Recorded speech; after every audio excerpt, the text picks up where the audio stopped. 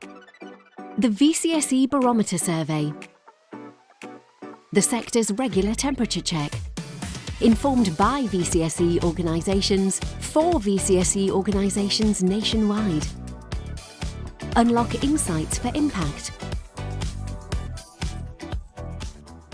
Yeah, thank you very much, everybody, and welcome. And thank you very much for turning up this morning or for watching on the recording. So my name is Daniel King. I'm Professor of Organisational Studies at Nottingham Trent University, and I'm the director of the VCSE Observatory. We're the people who run this alongside Pro Bono Economics as well. And I'm also the chair of Nottinghamshire VCSE Alliance as well. Just a bit of background in case you're not familiar then, the barometer is a quarterly barometer. It's sort of the temperature check of the sector is how we like to see it. It was launched in November 2022 and very much as a response to requests about the cost of living crisis that was very much in the thoughts of policymakers at that sort of time, which obviously that world hasn't gone away at all, but a whole host of other things have been happening since then. And we're working alongside Pro Bono Economics, and we're delighted to be joined by Jack from Pro Bono Economics, who's going to talk through some aspects of this as well. But we also co-construct, particularly our topical theme with sort of 14 national organisations. We're going to be reporting today on Wave 7, which occurred through July, and we had 593 participants. So thank you very much, everybody who took part in that, and we're really grateful for everybody spending the time and putting your responses in. I'm always really grateful for that. We have, as many of you probably know, an interactive dashboard, so you can begin to see how your charity compares with other organisations. So Julia is going to be posting that in the chat, and for those of you watching the recording, then we will make that available as well. And the idea of the dashboard is it's interactive. You can begin to filter by organisational size or location as well. So that helps you begin to dive into a little bit more with some of the results from this, and we're working towards trying to do sort of more interactive material like that as we go along as well. And we've also got a report which is there, which again Julie's just put in the chat, that hopefully you'll be able to read if you haven't already, and giving a sense of what's going on in this particular survey that we've done as well, and to give you sort of a bit more in-depth insights than we're going to do this morning. So today we're obviously just going to talk through some of the key ideas to begin with, and then gives a lot more detail in that. So I just want to start off then with just give you a few of the headlines from this is Wave 7, and you'll begin to see some of the challenges that people are facing then, and what's going on. So yeah, certainly, as we've seen consistently really over the last 7 waves, a real sense of increased demand for services occurring, and its rising demand continues to be one of the top 3 concerns for over half of the organisations that participated, with 2 or 3 seeing a demand increase over the last 3 months, and a similar portion expect that to be continuing as well. So really a picture, I think, when we've got a situation of obviously significant challenges in the public sector, which is well rehearsed in the news at the moment, and people facing lots of challenges as well. I think it's no surprise that organisations are facing that, and with half of organisations expected to meet this demand, but with limited or no capacity as well. So I think it shows a really challenging situation with 1 of 3 organisations saying that they expect to fall short as well. And that is in a picture where the finances are certainly really challenging as well. And certainly organisations I talk to on a regular basis are saying that there's a real sort of mixed picture out there, with 3 and 4 reporting an income generation as a top concern as well. So whilst we're talking about the financial pressures on the public sector, I think in the voluntary community social enterprise sector, that's certainly a real key concern, and maybe even where some of those finances have been coming, that's going to be a real challenge. And two in three organisations reporting a deteriorating financial position due to rising costs. So whilst the cost of living crisis maybe not talked about quite so much in the news, and inflation is reducing, it still means costs are going up as well. So almost half of the organisations who've responded to the survey said that they're using reserves just to cover costs. So that shows some significant financial pressure, and it shows maybe some of the challenges that organisations are facing over the sort of medium term as well. And I think we're also seeing a number of personal challenges. Organisations reporting minimal change in personnel numbers. They're saying over the last 3 months, 4 out of 10 organisations are saying that they're experiencing recruitment difficulties as well.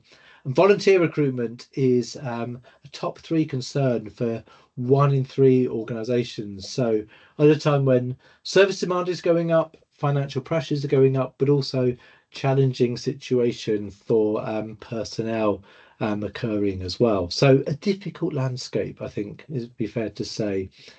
This slide here shows what the top 3 concerns for organisations are. So we asked this as a key thing over a number of waves, and you can see quite a consistent set of responses there. So income is at 76% of organisations are saying income is the top concern. So it's by far and away the biggest concern. So 7 out of 10 organisations, nearly 8 out of 10 organisations reporting a concern about that. An increase of 8% from wave 6 as well. So it's certainly steady, if not going up. An increased demand has also gone up as well. So 51%. So that's an increase of 9% from wave 6 as well. So again, those two things, seeing an increased demand. And recruitment of volunteers continues to be a concern. That's gone down very slightly from wave 4, which was at 44%, but I still would say that's a persistent and ongoing demand as well. So yeah, please feel free to share in the chat any reflections and things you've got from that, whether this resonates with what you're seeing in your area or within your organisation as well. And again, we're seeing 2 in 3 organisations are reporting an increase in demand, as I said at the beginning, over the last 3 months, whereas a lot of organisations say that's increased a lot. So that's about a third, and a third organisations more or less saying that's increased a little. So that's nearly 2/3 of organisations reporting that demand's gone up a lot. Some organisations saying that's decreased a bit as well, but they are very much in the minority. So this is a situation where, demand is a significant and ongoing challenge that organisations face. And I think it's not just about what demand, but can organisations meet that demand as well? And you'll see that about 1 in 3 organisations say that they're expected to fall short in that. And about 13% of organisations say that they will significantly fall below that. And I think as we're seeing demand increase and at the same time the capacity to respond to that to be quite high as well, shows a challenging situation in that picture. And I think we're seeing a mixed picture across finances, with quite a few organisations saying that they've improved, nearly about a third, but most of that has improved a little bit. Many organisations saying it's stayed the same, but then quite a large percentage saying that there's deteriorated as well. So I think we're seeing quite a mixed picture across those waves. The proportion of respondents saying their financial position stayed the same over the last 3 months has gone down very, very slightly. But I think it's a fairly stable situation in that. So I think this is, again, not showing that it's getting particularly worse, but I think when we're talking about half of organisations using reserves, that raises questions about the sustainability of this as well. So you can see over half of said organisations said they've unexpectedly used their reserves as well. A number of organisations are also having to increase their prices. Now, some organisations, that's going to be something they've got the capacity to do because the prices are something they can respond to. But again, the organisations able to increase that, first because they're not able to increase prices, or secondly because then the implications on their service users. So that they're the two main strategies, but that's a real challenge. And about a quarter of organisations have been reducing their services as well. Um, and we could see nearly a quarter renegotiating grants and contracts. Be really interesting just to get in the discussion to see our organisations, how are you responding to that, or how do you know people in your patch and how they're responding to that situation as well. And we've looked again at sort of personnel numbers. We're seeing some organisations increasing a bit, but you can see the difference between paid staff and volunteers. So an increased reliance maybe in volunteers as well. But quite a similar picture then between paid staff and volunteers. And just over half of the respondents have said that the number of paid volunteers and staff has stayed the same over the last 3 months. So we can see a sort of a consistent and a challenging situation there as well. But what's the implications of this then? So we've said about the recruitment difficulties, and nearly half of organisations have had now paused some of their operations. And again, similar number of employees are working longer hours as well, enabled to meet those demands.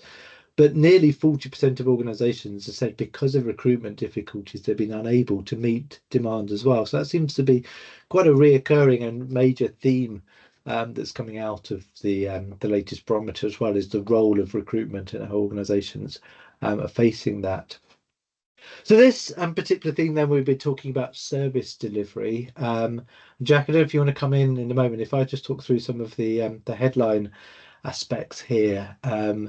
So we've seen quite a lot of, so this was our thematic area, and talking about service delivery then and the way that that impacts organisations, but of course the way that it impacts the beneficiaries and things as well. So in Wave 7, we asked organisations about the challenges they were facing in service delivery and how they're adapting to the projects and services and the impact that it had in their service users. One of the major findings that we had is the notable impact on the external factors, with at least 2 in 3 organisations saying that service delivery has negatively affected by the cost of living crisis, rising inflation, funding availability and income generation as well. The most notable impact of this was on income and funding, with 9 in 10 respondents saying that these areas have been negatively affected by external factors. And 3 in 4 respondents have said that these difficulties had negatively impacted the ability to deliver services as well. So I think that's been borne out in some of the things we've already seen. There are some positive signs for adaptation to digital, and more organisations saying that the increase in remote and online work is a positive impact on service delivery of the last 12 months as well. So it'd be really interesting to pick up and have that as part of the discussion. So please put comments and thoughts in the chat as well. Jack, did you want to come in here, or should I carry on for a bit? No, go ahead. So yeah, just talking this particular thing through them. So we're talking about the external factors that have made an impact on this, and I think you can see across this slide then, you know, some of these major negative impacts. So the impact of service delivery factors on service delivery was most negative, with the exception of remote and online working. Most organisations said that they had made at least some changes in service delivery as a result of external factors, particularly with funding availability and income generation having the biggest impact as well. So I think you can see the cost of living and funding delivery and the challenges of generating income for all organisations being about 70%, and the rising cost of inflation even higher at 75%. So that raises challenges when service demand is going up, but the funding is reducing either in absolute terms or in real terms. And so how are organisations responding to that? It'd be really interesting if you don't mind putting things in the chat, and maybe we can have this as part of the discussion about how do we actually deal with that situation I think certainly from an economic point of view, it doesn't feel as though things are going to change that dramatically in the next few months, as well as, we're talking with the new chancellor coming in and how they're responding to that situation. So it'd be really interesting to know about how are you responding and any thoughts or suggestions that you've got about that situation as well. And we're seeing a bit situation where income and funding are most impacted by external factors, with two out of three organisations reporting at least some impact on external factors on their internal operations in the last 12 months. But unsurprisingly, organisations are saying that their income and funding has been most heavily impacted. So you can see there that you've got issues about recruitment of paid staff, but also with volunteers as well. Concerns about income and funding, but also the adoption of digital as being one way that maybe organisations are trying to address that as well. I think, Rebecca, you've just put something in the chat as well about the use of the charities. So in the report, Pro Bono Economics focus on charities themselves to give it a more exclusive approach. But in the slides here, we take a slightly more generic perspective, and it does include, community interest companies and other organisations as well. So we're taking a slightly wider view of the VCSE sector. I think it'd be fair to say, though, that most of our respondents come from registered and small charities as well. Does that answer your question? Yeah, it's all raised done, which is good. So I'll carry on with this for the moment. So how are organisations responding to this? It'd be really interesting to know about how you are responding, or how other organisations in your chat in your organisation are responding as well. And again, please put things into the chat. So we ask organisations about how they're responding to the impact of external factors on their internal operations. And responding to challenges in funding and income generations, organisations said they'd increase their grant applications. So, and again, of course, that's got implications in terms of time and resources, and implications on funders as well, as they are facing increased grant applications. And they're trying to diversify their income streams, looking at different sources and targeting their fundraising efforts as well. They're responding to the challenges in recruitment and retention of paid staff. Then there's issues about trying to increase salaries, but again, how does that work when you've got maybe fixed contracts and things? Looking at the roles and responsibilities, or the hours that staff have, and looking at flexible work operations for options for staff as well. And responding to the challenges of recruitment and retention of volunteers. So improved volunteer recognition is one of the approaches, support for training of volunteers as well, and increased targeting of recruitment for volunteers to address the skills gap. And responding to the challenges in adoption and use of digital technologies, organisations have tried to work on improving their website, increasing the use of virtual meetings, which increases maybe inclusion and accessibility, as well as reducing costs, and increasing use of social media advertising as well. So a number of things going on there. Be really interested to know in your patch then what's working and what's occurring, and whether these are things that resonate for you, or what sort of examples that you've got as well. So despite the wide range of internal challenges and responding to external factors, half of the respondents said that they were delivery of services had stayed the same as a result of internal changes. Around 1 in 4 respondents saying that improvement in the quality and quantity. So 25% said about the quantity and 27% about the quantity of their services and activities over the last 12 months. On the other hand, more than 1 in 3, so 36% of respondents reported that the price of their services or activities had worsened, and 1 in 4, 25%, that the availability of services had worsened as well over time. So you can see real sort of implications of some of that. So over time as well. And I think that's then, particularly when things impact some of the poorest in our society, that's got real significant implications. So now we're looking at sort of the impact here. So the majority of respondents said that the impact of these changes on service users and it was negative, whereas only 21% said that this was positive, and 38% said that had no impact at all as well. So I think it's about how you can target and how you can mitigate some of those challenges that are occurring. So I think when we're looking at the future, we've got the Jamboard, and Julia will be able to put that into the chat. So we're thinking ahead, and we're really interested in terms of sort of the next stages. Thinking ahead, do you envisage a return to the former operating models, or do you think that there'll be changes in how you deliver services? Are these just a temporary solution to changes, or are some things long term? What other services do you think you'll need to be redesigned to accommodate the new operating conditions as well? So we'll put that in the Jamboard, and we'll return to that in a moment. I think we'd like to have a discussion about what we've had in this wave, but just as sort of a save the date, then we are going to be talking in wave 8 about governance, and about your board and how the boards are responding to the current climate, and about the skills, knowledge and expertise that you have as well. So we'll be really interested in thoughts of that. That's what's going on in the next wave, which opens it up in a couple of weeks. That's our contact details, and others as well.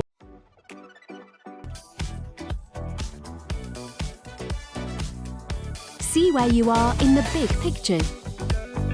Stay ahead of the curve. Join a community of changemakers. Amplify your voice. Drive collaboration and innovation. Sign up for the survey. Have your say. And influence action where it counts. For you. Your input matters.